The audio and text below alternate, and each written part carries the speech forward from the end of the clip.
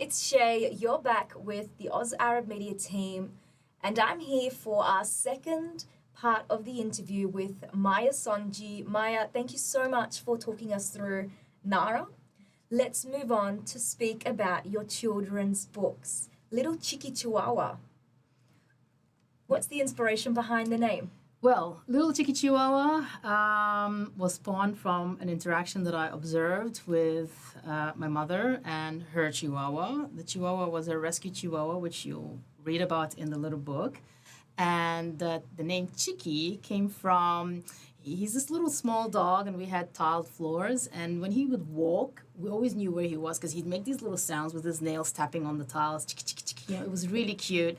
And so we'd always say things like, oh, little Chicky Chihuahua's here. Hey, here comes little Chicky. His name is Chacho. But it was really fun. And just to watch how my mom connected with that puppy and how he connected with her. And then just this love that grew between them, to see how far you can actually care for a pet. I think that's very important for children to also have that exposure and have that awareness, because we model. Children watch us all the time. They see how we interact with other people, how we interact with animals. So there might be children out there that don't necessarily have pets, but by reading about it, they might have an understanding of what it's like to have a pet and how, what kind of relationship and connection and bond you should have with a pet.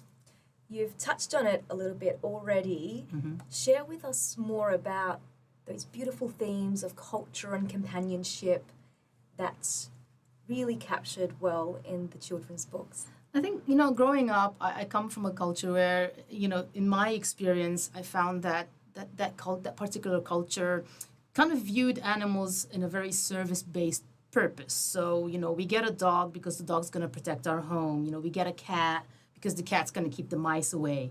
But I feel like there's more to animals and having animals and caring for animals than just that service. There is a certain family aspect of it. They become part of our family. Animals live for, it depends on what animal, what pet you have. But on an average, if we're talking about domestic kind of animals, they live for a good 15 to 20 years. You've got them for that long. So I want children to learn about what it takes to care, and the reward you're going to feel from caring for another animal, that love, that empathy that draws from it. It's just all in all, I believe, just it's so good for children to have that kind of awareness. So Maya, how does writing for children differ from writing for adults? What unique challenges or joys come from it? Writing for children for me was more challenging than writing the novel for Nara. Why? I think it's because when I think, generally speaking, I think in a very complex way.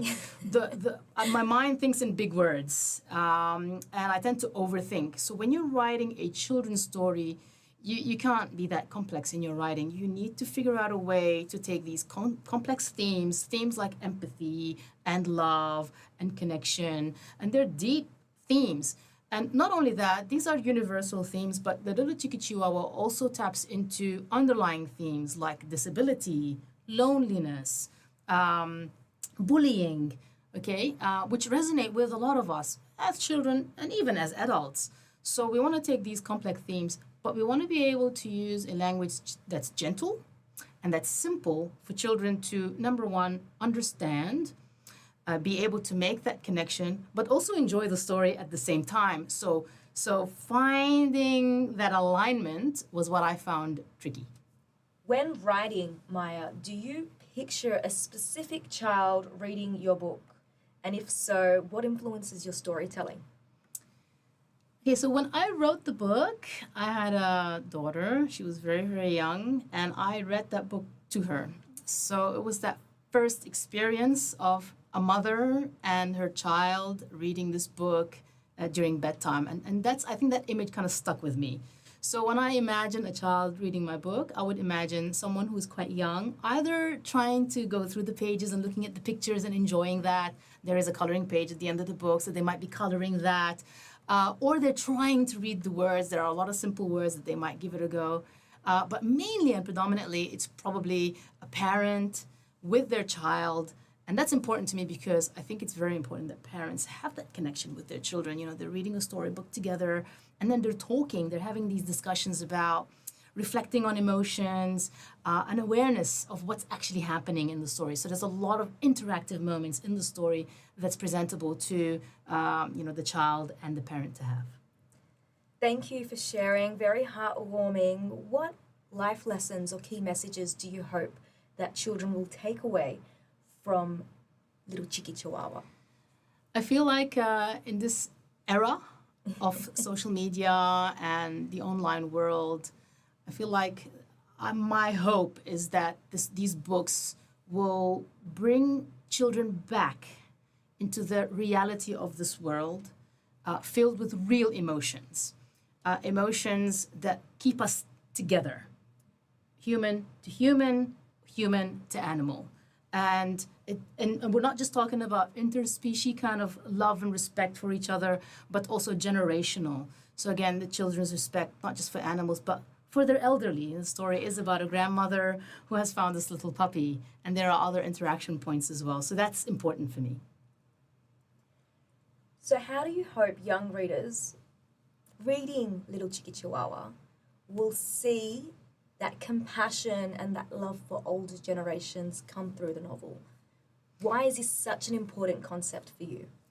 I feel like we're lacking in this society that aspect, that connection between us and others. And again, it doesn't really matter who the other is. And I want to bring that back. So I feel like, or the hope is that when they're reading, they get that opportunity to reflect.